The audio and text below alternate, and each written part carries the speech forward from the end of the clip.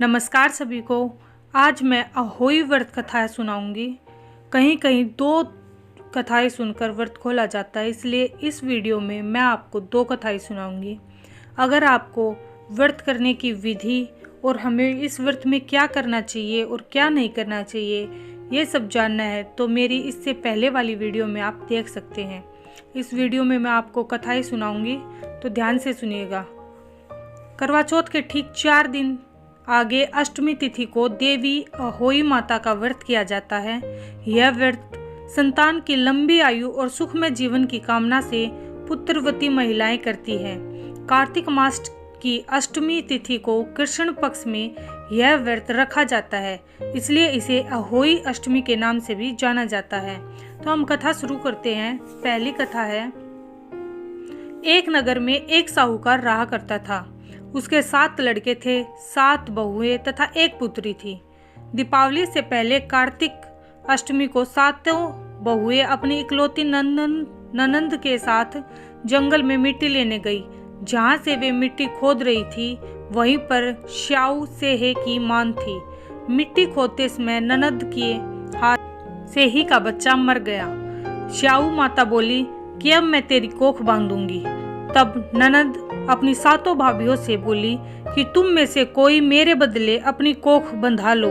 सभी भाभियों ने अपनी कोख बंधवाने से इनकार कर दिया, परंतु छोटी भाभी सोचने लगी, यदि मैं कोख न बंधवाऊंगी तो सासू जी नाराज होंगी। ऐसा विचार कर ननद के बदले छोटी भाभी ने अपनी कोख बंधा ली। उसके बाद जब उसे जो बच्चा होता वह 7 दिन बाद मर जाता। एक दिन साहूकार की स्त्री ने पंडित जी को बुलाकर पूछा कि क्या बात है, मेरी इस बहू की संतान 7वें दिन क्यों मर जाती है। तब पंडित जी ने बहू से कहा कि तुम काली गाय की पूजा किया करो। काली गाय श्याऊ माता की भाईली है, वह तेरी कोख छोड़े तो तेरा बच्चा जिएगा। इसके बाद से वह बहू प्रत्येक काल उठकर चुपचाप काली गाय के नीचे सफाई आदि कर जाती थी। एक दिन गौ माता बोली कि आजकल कौन मेरी सेवा कर रहा है, सो आज देखूंगी। गौ माता खूब तड़के जागी तो क्या देखती है कि साहूकार की बेटे की बहू उसके नीचे सफाई आदि कर जाती है। गौ माता उससे बोले कि तुझे किस चीज की इच्छा है जो तू मेरी इतनी सेवा कर रही है, मांग, क्या चीज मांगती है। तब साहूकार की बहू बोली कि श्याऊ माता तुम्हारी भाईली है और उन्होंने मेरी कोख बांध रखी है, उनसे मेरी कोख को खुलवा दो। गौ माता ने कहा अच्छा।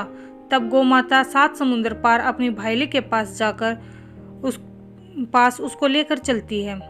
रास्ते में कड़ी धूप थी, इसलिए दोनों एक पेड़ के नीचे बैठ गई। थोड़ी देर में एक सांप आया और उसी पेड़ पर गरुड़ पंखनी के बच्चे थे, उनको मारने लगा। तब साहूकार की बहू ने सांप को मारकर ढाल के नीचे दबा दिया और बच्चों को बचा लिया। थोड़ी देर में गरुड़ पंखनी आई तो वहां खून पड़ा देखकर साहूकार की बहू को चोंच मारने लगी। तब साहूकारनी बोली कि मैंने तेरे बच्चे को मारा नहीं है, बल्कि सांप तेरे बच्चे को डसने आया था। मैंने तो तेरे बच्चों की रक्षा की है। यह सुनकर गरुड़ पंखनी खुश होकर बोली कि मांग, तू क्या मांगना चाहती है। वह बोली 7 समुद्र पार श्याऊ माता रहती है, मुझे तू उसके पास पहुंचा दे। तब गरुड़ पंखनी ने दोनों को अपनी पीठ पर बैठाकर श्याऊ माता के पास पहुंचा दिया। श्याऊ माता उन्हें देखकर बोली कि आ बहन, बहुत दिनों बाद आई।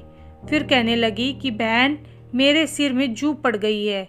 तब सुरही के कहने पर साहूकार की बहू ने सिलाई से उसकी जुएं निकाल दी। इस पर श्याऊ माता प्रसन्न होकर बोली कि तेरे 7 बेटे और 7 बहुएं हों। साहूकार ने बोली कि मेरा तो एक भी बेटा नहीं, 7 कहाँ से होंगे। श्याऊ माता बोली वचन दिया, वचन से फिरूं तो धोबी के कुंड पर कंकरी होऊं। तब साहूकार की बहू बोली माता, मेरी कोख तो तुम्हारे पास बंद पड़ी है। यह सुनकर श्याऊ माता बोली तूने तो मुझे ठग लिया। मैं तेरी कोख खोलती तो नहीं, परंतु अब खोलनी पड़ेगी। जा, तेरे घर में तुझे 7 बेटे और 7 बहुएं मिलेंगी। तू जाकर उजमान करना, 7 अहोई बनाकर 7 कढ़ाई करना।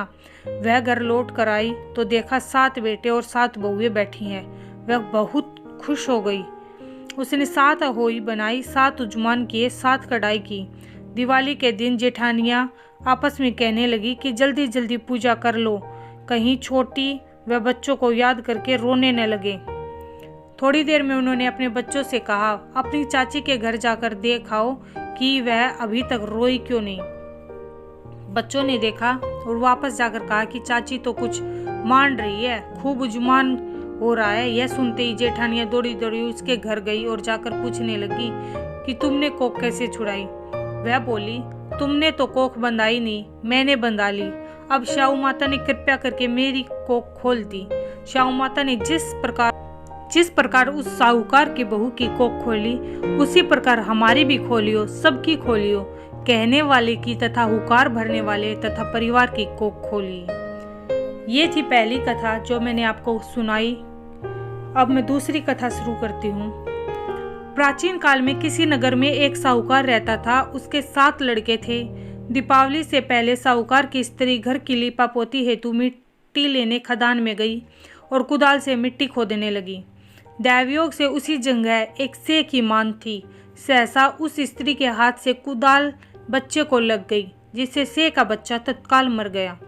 अपने हाथ से हुई हत्या को लेकर साहूकार की पत्नी को बहुत दुख हुआ, परंतु अब क्या हो सकता था।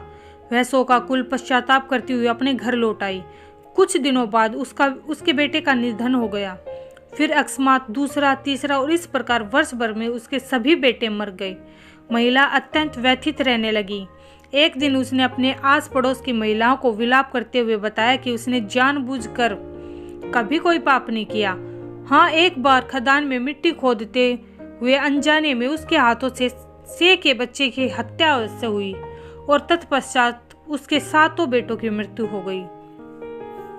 यह सुनकर पास पड़ोस की वृद्ध औरतों ने साहूकार की पत्नी को दिलासा देते हुए कहा कि यह बात बताकर तुमने जो पश्चाताप किया है, उससे तुम्हारा आधा पाप नष्ट हो गया है।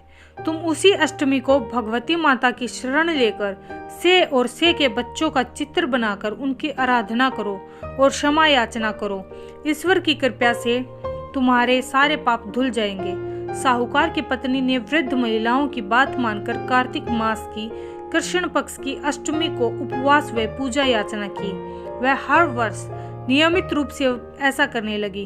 तत्पश्चात उसे 7 पुत्र रत्नों की प्राप्ति हुई। तभी से अहोई व्रत की परंपरा प्रचलित हो गई। अहोई माता की जय। तो ये थी 2 कथाएं जो मैंने आपको सुनाई। ये 2 कथाएं सुनकर आप अपना व्रत खोल सकती हो। अहोई माता सब पर अपना आशीर्वाद ऐसे ही बनाए रखें। धन्यवाद।